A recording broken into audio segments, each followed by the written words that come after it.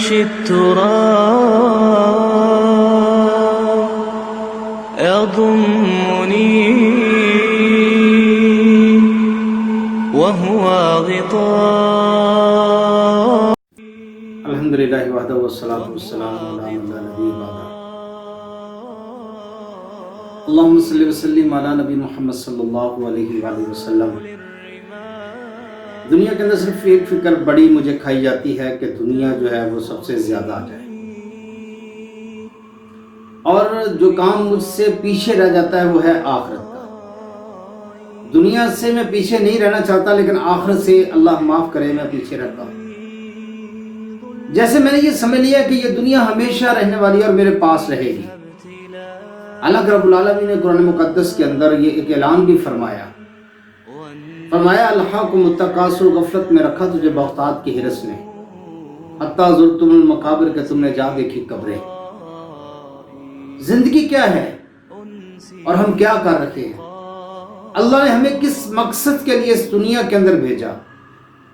ہم نے اس مقصد کو فراموش کیا اور پیچھے چھوڑا اور دنیا کے معاملات کے اندر لگ گئے.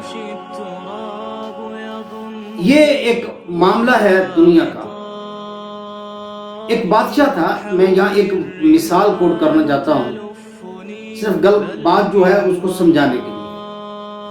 وہ مثال کیا ہے کہ ایک بادشاہ کے پاس اس کا وزیر بیٹھا ہے، وہ بہت زیادہ بادشاہ کی خدمت گزاری کرتا ہے. یہ بادشاہوں کے جو مشیر ہوتے ہیں، بڑے لوگوں کے جو مشیر ہوتے ہیں، یہ تقریباً ایسے ہوتے ہیں، خدمت گزار.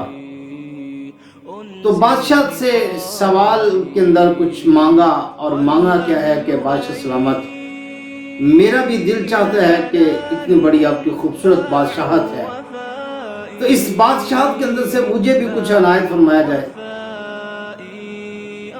تو بادشاہ نے کہا میں تم کو اپنی سلطنت کا آدھا حصہ دے دیتا ہوں، اور ساتھ کہا میرے 3 سوال ہیں، ان کا جواب دے دو. اگر جواب دے دو گے تو ٹھیک ہے، آدھی سلطنت تمہاری. اگر جواب نہ دے سکے تو پھر ہوگا یہ کہ تمہاری گردن کو اتار دیا جائے. یہ وزیر جو ہے اس کا بڑا اچھا ماما ہے، بڑا اچھا اس نے جبہ کبہ پہنا ہوا ہے.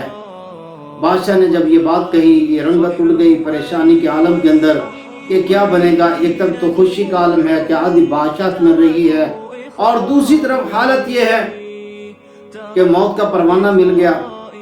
بادشاہ نے دونوں تحریریں جو ہیں وہ ریٹن کے اندر لے آئے، اس کے جو کرندے تھے تو انہوں نے بادشاہ کے سامنے رکھ دی.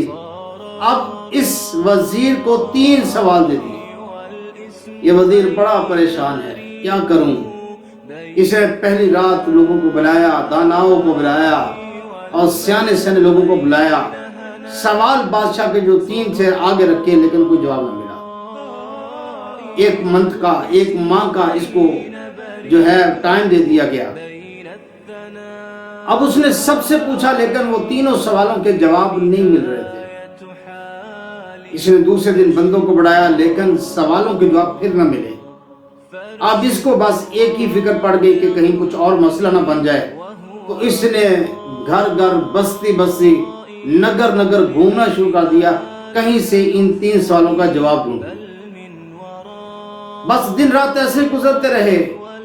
گزرتے گزرتے آخر وہ دن بھی آ گیا جس دن شام کے ٹائم اس نے بادشاہ کو ملنا تھا. تو اب یہ کچی آبادی کے بیچ سے گزرا تھا، وہاں ایک فقیر بیٹھا ہوا تھا. اس کا جو وزیر تھا، اس کا جو اپنا امامہ وہ ڈھیلا ہو گیا، اس کے لباس کی حالت کوئی نہ رہی، پھٹا پرانا سے لباس ہو گیا. اب یہ فقیر کے پاس سے گزرا ہے. فقیر کہتا ہے لگتا ہے پریشان ہو. اس نے کہا جی میرے پاس 3 سوالوں کا جواب چاہیے. فقیر نے کہا تیرے سوالوں کا جواب میں دوں گا، 2 سوالوں کے جواب میں فری میں دوں گا، اور تیسرا جو ہے اس کے لیے میں تم سے قیمت وصول کروں گا.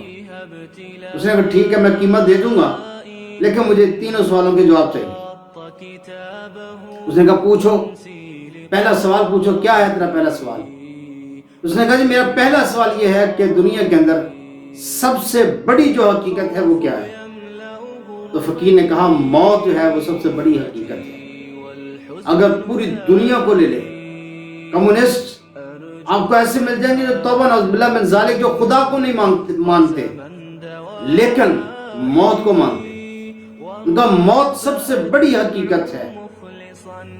اس نے کہا اچھا دوسرا سوال کیا ہے؟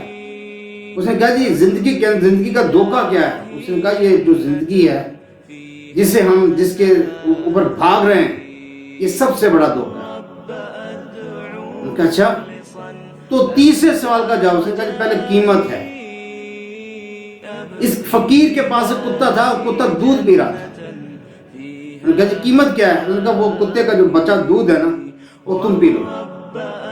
وزیر نے کہا یہ تو میں نہیں کر سکتا، یہ تو مشکل کام ہے، میں کیسے کر سکتا ہوں؟ کتے کا بچا دودھ میں کیسے پی سکتا ہوں؟ کہتا تمہیں پینا پڑے گا. اب وزیر کے پاس آپشن کوئی نہیں تھی تو اس نے بس کتے کے آگے سے دودھ اٹھایا، آنکھیں بند کی اور دودھ کو پی گیا. جیسے وزیر نے دودھ کو پیا تو اس فقیر نے کہا کہ انسان کی جو سب سے بڑی جو ہوتا ہے تیرا تیسرا سوال، وہ انسان کی غرض ہوتی ہے. جو غرض ہے نا اس کے معاملے میں انسان کتے کا جھوٹا جو دودھ ہوتا ہے نا وہ بھی پی جاتا ہے. اگر تو انسان کی غرضیں جو ہیں، انسان کی جو خواہشیں جو ہیں وہ اگر محدود ہوں تو معاملات محدود ہوتے ہیں. اگر وہ بڑھ جائیں تو پھر اس کا کوئی حل نہیں ہے. پھر اللہ معاف کرے انسان حلال و حرام میں کوئی تمیز نہیں کرتا. یہ کہتا جہاں سے بھی آ جائے بس آ جائے. اس وزیر نے تینوں سوالوں کے جواب لیے اور بادشاہ کے محل کی طرف چل پڑا. جب محل کی طرف جا رہا تھا تو دل کے اندر آ رہا تھا کہ کس کے لیے بھاگ رہے ہو؟ یہ دنیا تو عارضی ہے، ختم ہو جائے گی، آج نہیں تو کل چلے جائے گی. یہ اتنا نادم ہوا.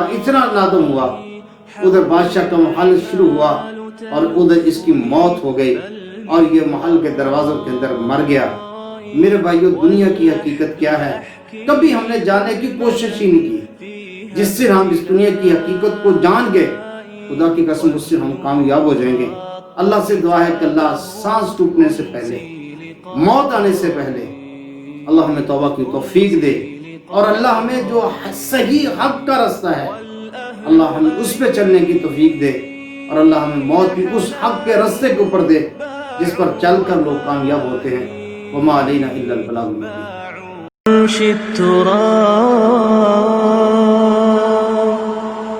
يضمني وهو غطاء